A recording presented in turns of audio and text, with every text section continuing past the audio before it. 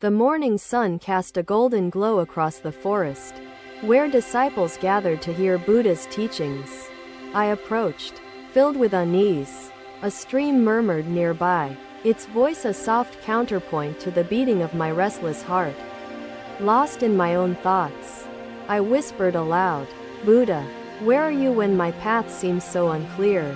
The world held its breath, the leaves no longer rustling, as if awaiting an answer to my plea. It never resists its course, yet it shapes landscapes and carries life without fearing its unknown journey. I stared at the river, my thoughts rippling like its surface. "But I am not the river, Master," I protested. Buddha smiled gently, his gaze profound and unyielding. "I feel adrift," I confessed, "as though every step I take leads me farther from where I yearn to be." His eyes held mine, and with a slight nod, he gestured for me to rise, to listen.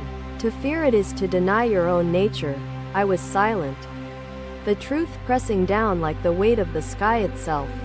How do I align with change? Buddha picked up a fallen leaf, brown and brittle, showing it to me. "This leaf has lived its cycle. Should it fear its fall to the earth, where it will nourish new life? Its purpose remains unchanged."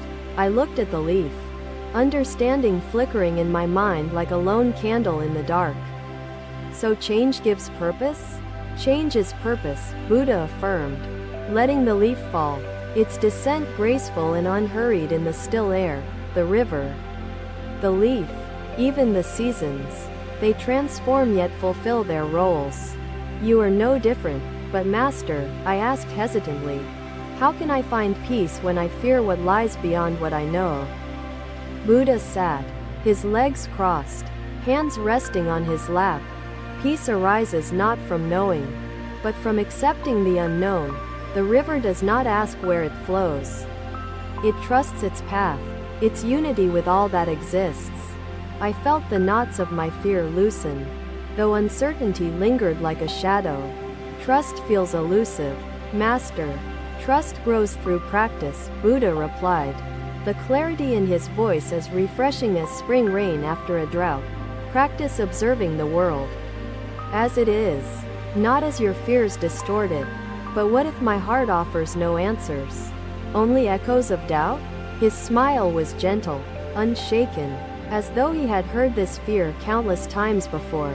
"Even echoes carry truth," he said. Buddha spoke again. "Do not seek to control change. Accept it, as the river accepts the stones within its path. It does not fight the stones. Instead, it flows around them, adapting, growing stronger through its journey." I obeyed, leaning over the edge, only to find my own reflection gazing back. "Myself," I said, uncertain if this was the answer he sought. To act is to engage with life. To accept is to trust it, like the river carves its path. So too can you choose your steps while embracing the unknown flow ahead. I sat by the river, its lessons clear yet incompletely grasped. Change was no longer an enemy, but not yet a friend. I nodded slowly, the analogy sinking deep into my awareness, showing me the transient nature of my own doubts. "The path you walk, child," Buddha said, his voice as steady as the stream, "is no more linear than this water. Nourish it, and it will carry you far."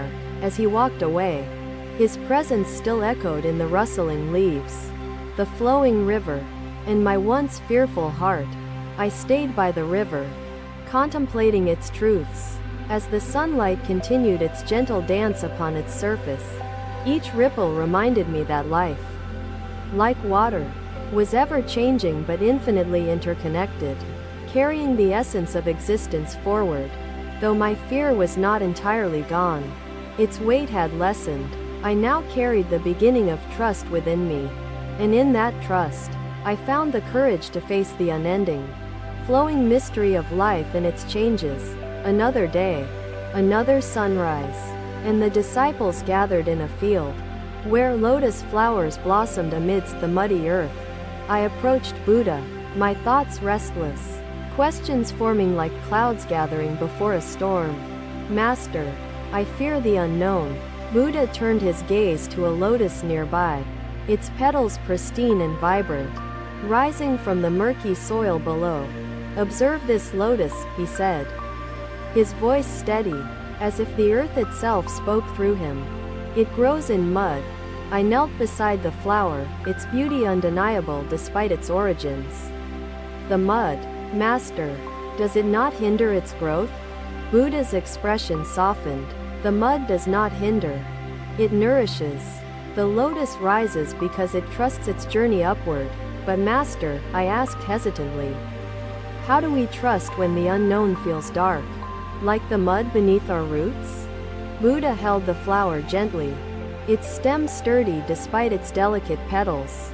Trust begins with accepting the necessity of darkness.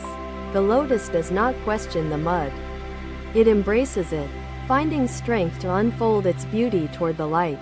I nodded, though unease still lingered in my heart. What if the darkness overwhelms us? Master, what if we cannot rise? The mud is not your enemy, Buddha replied. It is part of the process, an essential element of transformation. He placed the lotus in my hand. Its weight light but significant. Life's challenges are the mud beneath your feet. The unknown is fertile ground, where courage and growth take root. Without it, there would be no blossoming. I gazed at the flower, its lessons whispering truths I was afraid to hear. But courage feels distant. Master, courage, Buddha said, is not the absence of fear, but the willingness to rise despite fear. Like the lotus, his words struck me, yet I struggled to internalize their depth. How do I find that willingness within myself? Begin by observing life as it unfolds, Buddha instructed. Do not fight the mud. Learn from it, as the lotus does. Each moment of uncertainty offers lessons. Open your heart to them, and you will find strength in the unknown. I closed my eyes, sensing the warmth of the sunlight and the cool touch of the earth beneath me. Buddha spoke again, his voice a soothing presence in the stillness. Growth is not immediate, it is gradual, a patient process. The lotus does not rush its bloom. It unfolds with time, trusting the balance between mud and light. As I opened my eyes, I felt a subtle shift within me, a faint stirring of hope. What is light, Master? Light, Buddha replied, is understanding, the clarity that comes when you embrace both darkness and the unknown. To rise is to accept the entirety of existence, the mud, the light, the unknown, and to trust your path through it. I placed the lotus back in the soil, its roots sinking into the mud, unshaken by the challenges around it. Master, I asked, my voice steadier now, how do I guide others to see the value in the mud beneath them? Guide them, Buddha said, by embodying resilience, by showing them that trust in life's process reveals the path forward. Just as the lotus inspires by rising, you too can inspire by embracing and growing through the unknown. I looked at the disciples around me. Their faces varied but united in their search for wisdom. Their fears seemed deep. Fear is natural, Buddha acknowledged, but it is not permanent. Like mud, fear can nourish growth if embraced with understanding. The lotus teaches us that beauty arises not in spite of difficulty, but because of it, transforming the unknown into light. I lingered near the flowers as Buddha departed, his footsteps quiet against the earth, yet his presence remained profound. The lesson of the lotus resonated deeply, its roots intertwining with the lessons I had yet to fully grasp. The mud felt less threatening now, its purpose clearer. I began to see the unknown as a source of potential growth, and as the lotus swayed gently in the breeze, its petals seemed to whisper encouragement, urging me to rise and trust. Another day, another gathering under the vast canopy of the ancient forest. The disciples sat quietly, awaiting Buddha's teachings. I joined them, my thoughts heavy with the weight of impermanence and the sorrow of letting go of past moments. Buddha stood before us, holding a wooden wheel from a nearby cart, its spokes worn but still strong. "Look at this wheel," he began, his voice resonating like a gentle stream carving its path through stone. "This wheel turns endlessly, its spokes rising and falling, each moment connecting to the next in an eternal cycle." I stared at the wheel, its simplicity masking profound complexity. "Master, how do we embrace impermanence without losing ourselves?" Buddha turned the wheel slowly, its creak blending with the rustling leaves. "To resist impermanence is to stop the wheel. When the wheel ceases to turn, it loses its purpose. Life, too, loses its essence without its continuous flow." I felt a pang of understanding but also confusion. "Master, how do we let go of what was and accept what is?" Buddha placed the wheel gently on the ground. "Letting go does not mean forgetting. It means freeing yourself to move forward. The past is like the spoke that has descended. It remains part of the wheel, yet does not define its future." I lowered my gaze, the words sinking in but not fully taking root. "What about the fear of what lies ahead?" Buddha smiled, his presence as steady as the earth beneath us. "Fear arises from clinging to certainty in an uncertain world. The wheel turns regardless of fear, each spoke trusting its place in the cycle. Trust your place as well." I listened, the weight of my fears beginning to lighten, though questions still swirled like leaves in an autumn breeze. "Master," I said, "how do we find peace when life's changes feel like storms? Uprooting all that we hold dear?" Buddha gestured toward the trees around us, their branches swaying but remaining anchored. "Peace is not the absence of storms, peace is the deep-rooted tree that bends with the wind, adapting without breaking, trusting the strength of its roots." I looked at the trees, their silent resilience a powerful testament to Buddha's words. "How do we grow such roots?" "Master, roots grow through understanding and acceptance," Buddha explained. "They deepen when you align yourself with the wheel of Dharma.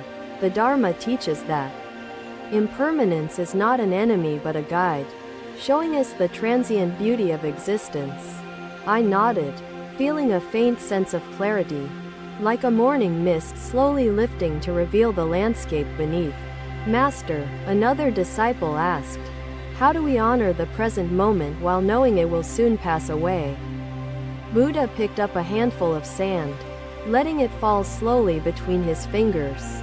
"The present is like this sand. It slips through your grasp, yet its touch lingers. Honor it by experiencing it fully, without clinging or resisting."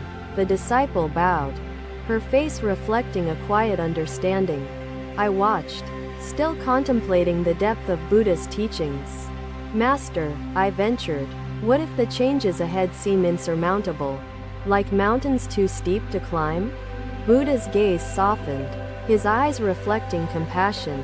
"Mountains are climbed one step at a time, each step a moment of growth. Do not focus solely on the peak. Embrace each step, for the journey itself holds the lessons you seek." The words resonated deeply, their simplicity carrying the weight of profound truth. I felt a shift, subtle yet undeniable. Buddha picked up the wheel once more, turning it gently.